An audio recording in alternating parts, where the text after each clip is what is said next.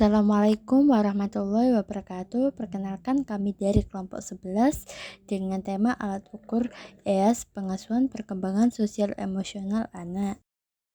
Perkenalkan, ini anggota kelompok kami ada 3, yaitu yang pertama Ananda Siska Pratiwi dengan nomor NIM belakang 002 berperan sebagai moderator dan juga pemateri 1, dan juga ada rekan saya yang kedua yaitu Fatimatus Zahro dengan nomor NIM akhir 113 dan berperan sebagai pemateri 2, dan juga ada teman saya Nisa Konita yaitu pemateri 3 dengan nomor NIM akhir 170. Baik, di bagian pendahuluan ini kita mengambil dari artikel yang kita analisis yaitu dengan judul Early Childhood Trauma in High Recent Family Association with Caregiver Emotional Availability and Insightfulness and Children Social Information Processing and Social Behavior. Artikel yang dianalisis Zaire, Ziv, Kristen L., Cap Amplet, Stephanie Allred, and Jamie Venza. Mohon maaf jika ada salah pelafalan ataupun salah berbicara. Begitu, artikel ini menyoroti hubungan antara trauma pengasuhan dan perkembangan sosial anak dalam lingkungan berisiko sangat tinggi. Garis besar alat ukur EAS atau Emotional Available Scale atau biasanya disebut EAS adalah alat ukur yang digunakan untuk menilai sejauh mana seorang pengasuh dapat merespon kebutuhan emosional anak dalam interaksi sehari-harinya. Jadi antara pengasuh dan juga anak itu bisa diukur melalui alat ukur EAS ini tadi. Alat ini membantu dalam mengevaluasi kualitas hubungan emosional antara pengasuh dan anak yang berpengaruh terhadap perkembangan sosial emosional anak. Jadi semisal anak ini sering dibentak, itu bagaimana perkembangan sosial anak ini tadi. Dan justru sebaliknya, jika anak ini keseringan dimanja, itu akibatnya gimana kepada anak itu. Berikut merupakan foto alat ukur EAS.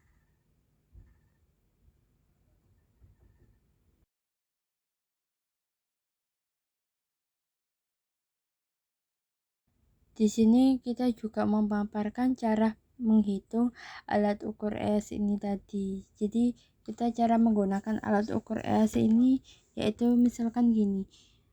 Dimensiasi EAS itu seperti kayak deskripsinya, misalkan kayak sensitivity.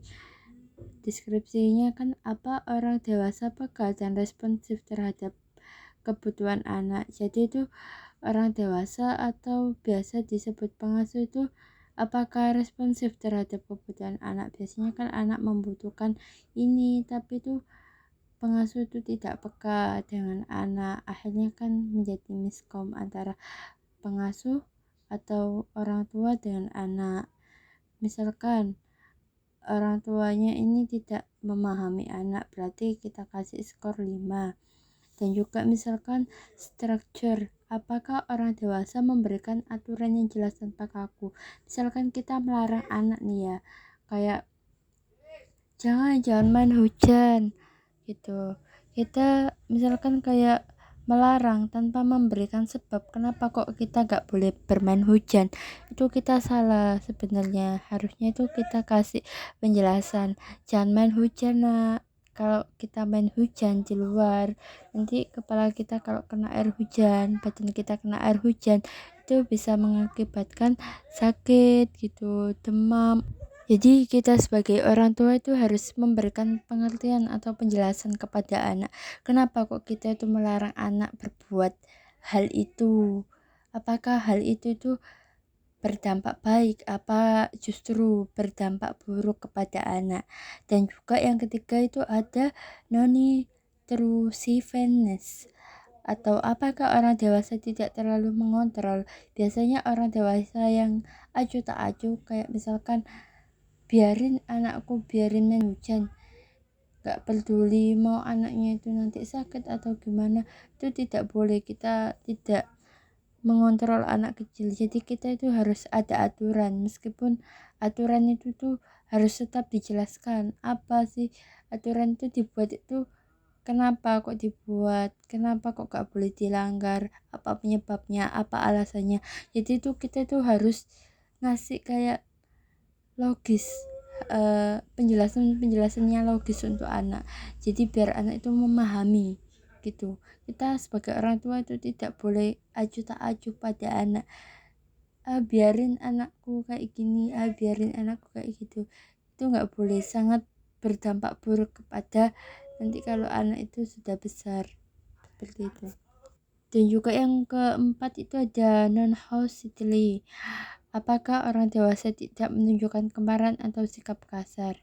Jadi kita sebagai orang dewasa itu seharusnya boleh menunjukkan kemarahan kita kepada anak, tapi dengan cara yang baik gitu. Misalkan ya, anak itu menumpahkan air minum ke lantai. Nah, kita sebagai orang tua itu tidak boleh kita memarahin anak. Loh kan, kuta ini karena kamu nggak bisa diam, jangan kayak gitu kepada anak. Jadi kita itu harus memperlakukan anak, ayo kita bersihin bersama-sama sama ayah, nggak apa-apa, lain kali nggak boleh seperti itu lagi ya. Itu kita itu harus menunjukkan kemarahan kita itu lewat tindakan kita, lewat kayak nggak apa-apa, lain kali jangan gini ya dek, gitu. Itu tuh termasuk kemarahan, tapi itu memberikan solusi kepada anak agar anak itu tidak membuat kesalahannya sama lagi, seperti itu. Dan kita tidak boleh kasar kepada anak, apalagi memukul anak. Anak itu biasanya tuh trauma, teman-teman, karena kayak dipukul, dikerasin, dikasarin tuh. Anak kecil itu tidak bisa dilakukan seperti itu, teman-teman. Jadi semisal orang tuanya bisa menunjukkan kemarin itu tadi lewat, ayo nggak apa-apa, ini kasih solusi lah, itu kita kasih skor 7, teman-teman.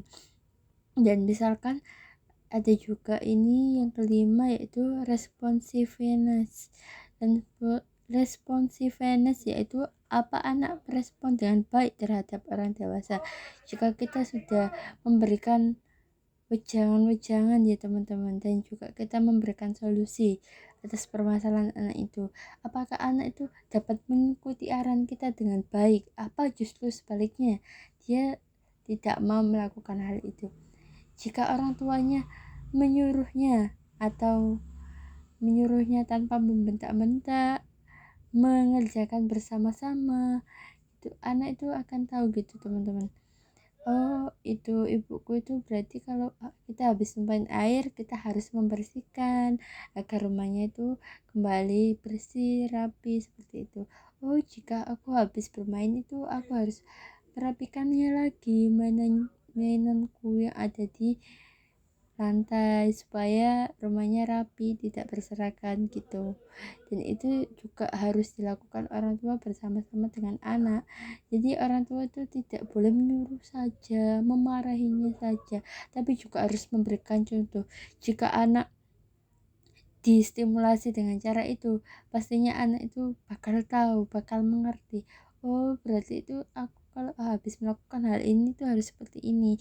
Jika anak mampu merespon rangsangan dari orang tua tadi, seperti kayak dimarahin tapi diberikan solusi, itu berarti anak itu sudah merespon dengan baik, teman-teman, seperti itu. Dan itu misalkan kalau anak sudah merespon dengan baik, kita kasih nilai 7.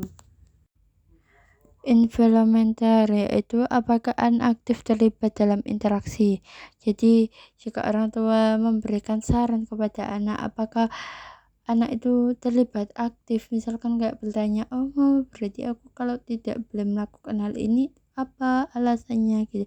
Jika anak sedang bertanya, itu berarti anak itu memahami gitu, teman-teman, apa yang sebenarnya dilarang, apa yang sebenarnya tidak boleh dilakukan, apa yang sebenarnya harus dilakukan gitu, apa yang baik, apakah yang buruk gitu, teman-teman. Kita harus memberitahu anak agar anak itu responsif dengan apa yang kita bicarakan gitu, teman-teman.